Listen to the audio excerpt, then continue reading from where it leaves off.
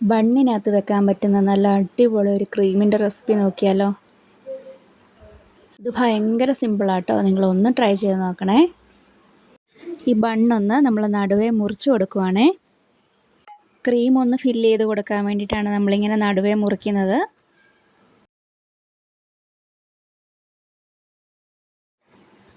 ഇതൊന്ന് നടുവേ മുറിച്ചെടുത്തിട്ടുണ്ട്.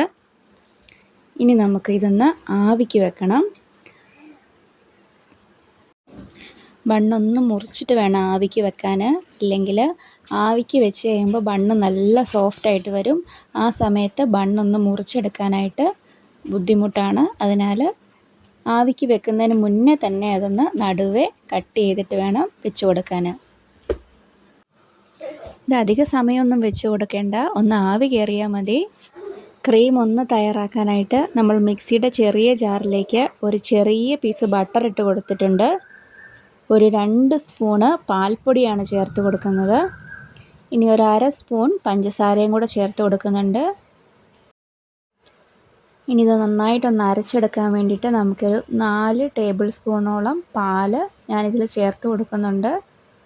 തിളപ്പിച്ചാറിയ പാലാണ് ചേർത്ത് കൊടുക്കുന്നത്.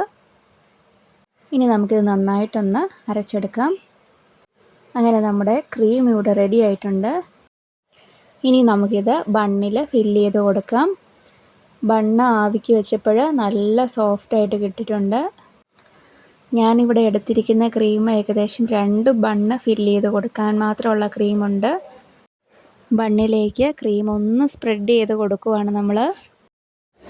ക്രീം നല്ല സൂപ്പറായിട്ട് വന്നിട്ടുണ്ട്. ഒരു ഈവനിങ് സ്നാക്കായിട്ട് നമുക്ക് തയ്യാറാക്കി എടുക്കാൻ പറ്റുന്ന നല്ലൊരു റെസിപ്പിയാണ്.